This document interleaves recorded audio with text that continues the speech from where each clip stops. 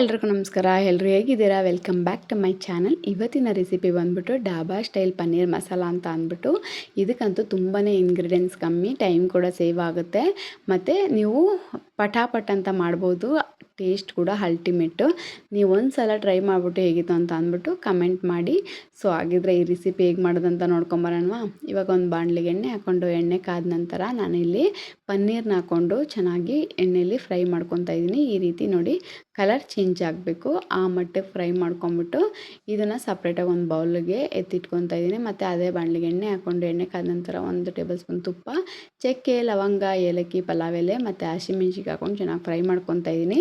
ಇಲ್ಲಿ ಒಂದು medium size ಈರುಳ್ಳಿನ ಚಿಕ್ಕ ಚಿಕ್ಕದಾಗಿ ಕಟ್ ಮಾಡಿಕೊಂಡು ಅದನ್ನು ಕೂಡ ಹಾಕ್ಕೊಂಡು ಚೆನ್ನಾಗಿ ಫ್ರೈ ಮಾಡಿಕೊಂಡು, ನಂತರ 1 ಟೇಬಲ್ ಸ್ಪೂನ್ ಶುಂಠಿ ಬೆಳ್ಳುಳ್ಳಿ ಪೇಸ್ಟ್ ಹಾಕ್ಕೊಂಡು ಅದನ್ನು ಕೂಡ ಚೆನ್ನಾಗಿ ಫ್ರೈ ಮಾಡಿಕೊಂಡೆ. ಮತ್ತು ಇಲ್ಲಿ ನಾನು ಚಿಕ್ಕ ಚಿಕ್ಕದಾಗಿರೋ 2 ಟೊಮೊಟೊನ ಈ ರೀತಿ ಪೇಸ್ಟ್ ರೀತಿ ರುಬ್ಕೊಂಬಂದು ಇದನ್ನು ಕೂಡ ಮಿಕ್ಸ್ ಮಾಡಿಕೊಂಡು ಇದು ಚೆನ್ನಾಗಿ ಫ್ರೈ ಆಗ್ತಾ ಇರಲಿ. ನಾವು ಒಂದು ಚಿಕ್ಕದು ಒಂದು ಮಸಾಲ ರೆಡಿ ಮಾಡ್ಕೊಂಬಿಡೋಣ.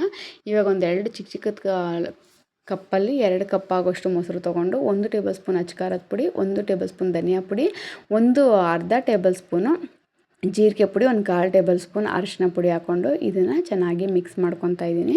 ಸೊ ನೋಡಿ ಈ ರೀತಿ ಚೆನ್ನಾಗಿ ಮಿಕ್ಸ್ ಮಾಡಿಕೊಂಡು ಇವಾಗ ಈ ಟೊಮೊಟೊ ಪೇಸ್ಟ್ ಎಲ್ಲ ಇದೆಯಲ್ಲ ಅದ್ರ ಜೊತೆಗೆ ಈ ಮಸಾಲೆನ ಕೂಡ ಹಾಕ್ಬಿಟ್ಟು ಸ್ವಲ್ಪ ಆ ಬೌಲ್ಗೆ ನೀರು ಹಾಕ್ಕೊಂಡು ಚೆನ್ನಾಗಿ ಹಾಕ್ಬಿಟ್ಟು ಮಿಕ್ಸ್ ಮಾಡ್ಕೊಬೇಕು.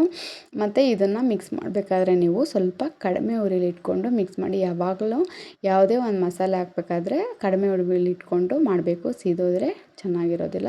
ಸೊ ನೋಡಿ ಈ ರೀತಿ ಮಿಕ್ಸ್ ಮಾಡಿಕೊಂಡೆ. 1 ಟೇಬಲ್ ಸ್ಪೂನ್ ಗರಂ ಮಸಾಲ ಮತ್ತು ರುಚಿಗೆ ತಕ್ಕಷ್ಟು ಉಪ್ಪು ಹಾಕ್ಬಿಟ್ಟು ಚೆನ್ನಾಗಿ ಮಿಕ್ಸ್ ಮಾಡ್ಕೊತಾ ಇದ್ದೀನಿ. ಇವಾಗ ಫ್ರೈ ಮಾಡಿ ಇಟ್ಕೊಂಡಿರೋಂತಹ ಪನ್ನೀರನ್ನ ಕೂಡ ಹಾಕ್ಕೊಂಡು ಲಾಸ್ಟಿಗೆ ಗಾರ್ನಿಷಿಂಗ್ಗೆ ಸ್ವಲ್ಪ ಕೊತ್ತಂಬರಿ ಉತ್ತರಿಸ್ಬಿಟ್ಟೆ. ಡಾಬಾ ಸ್ಟೈಲ್ ಪನ್ನೀರ್ ಮಸಾಲ ರೆಡಿಯಾಗಿರುತ್ತೆ.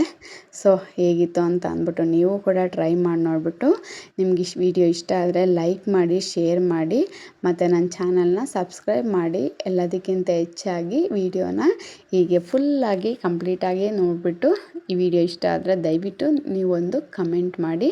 ವಿಡಿಯೋ ನೋಡೋದಕ್ಕಾಗಿ ಎಲ್ಲರಿಗೂ ಧನ್ಯವಾದಗಳು.